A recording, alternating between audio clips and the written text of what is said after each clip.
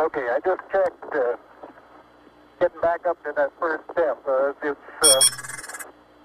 That isn't collapsed too far, but it's adequate to get back up.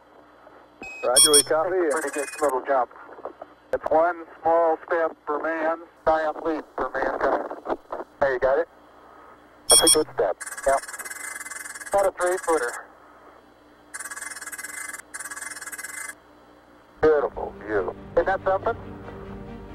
Magnificent sight out here. 4, 5, 6 articles. De l'eau, on a eu des nouvelles. Le dernier était là. Bonjour Marie. Bonjour Victor. Bonjour, je m'appelle Didier, je suis responsable de l'astronomie à Ribou.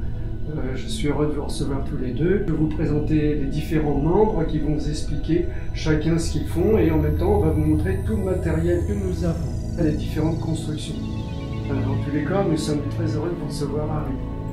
Partant de cette grande ours, nous avons donc l'étoile polaire, Polaris. Autour de cette étoile Polaris qui marque l'axe du monde, eh bien, toutes les étoiles, toutes les constellations vont tourner. Seule une partie de ces étoiles resteront toute l'année visibles à nos yeux et sans descendre en dessous du niveau de la mer. Donc on va photographier des galaxies, les planètes, qu'on va voir la Lune, notre propre étoile, le Soleil, les taches solaires. Là on n'a pas besoin d'un équipement spécifique. Voilà un ensemble pour l'astrophotographie. Vous avez la lunette principale avec l'appareil photo qui va prendre les clichés. Une lunette qui sert juste à guider l'ensemble sur une étoile avec sa caméra spécifique. Après, il y a 3-4 ans, je me suis dit tiens, pour mes 40 ans, comme je faisais une fête, j'ai décidé de faire une petite cagnotte. Et puis avec la cagnotte, de m'acheter le télescope. Donc c'est là que j'ai pris contact avec le club d'astronomie de Cholet. Je me suis construit un télescope de type Dobson non motorisé. Plus tard, j'ai acquis un télescope motorisé afin de faire des photographies du ciel profond.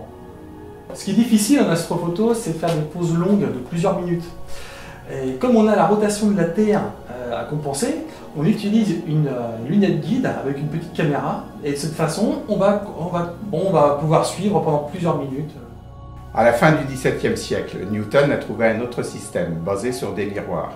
Donc il a mis un miroir concave qui renvoie la lumière sur un miroir secondaire incliné et qui renvoie la lumière sur un oculaire afin de pouvoir faire l'observation. Est-il nécessaire d'avoir un télescope pour débuter dans l'astronomie? Eh bien non. Bien sûr, un télescope c'est très utile. Et quand on est avancé en astronomie, on en profite encore mieux, mais on a déjà ses yeux pour regarder. Les yeux permettent de voir tous les objets de la sphère céleste accessibles directement. Et puis on a aussi ce type d'instrument qui est une lunette, une jumelle dite œil de hibou, les yeux de hibou. C'est ici à Ribou et avec cette caméra-là qu'on fait des magnifiques photos du ciel.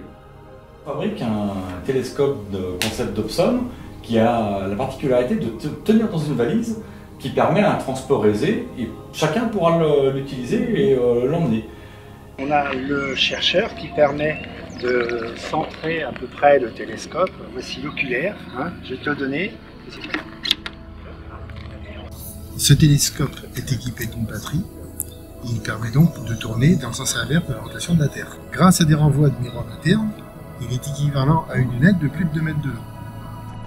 Ce soir, on n'a pas le choix, on regarde la ligne. Ah, c'est bizarre ce que je vois. Venez voir. Oh, geez, that's great. Is it lighting halfway decent? Yes, indeed. They've got the flag up now. You can see the stars and stripes on the lunar up now. You can direction.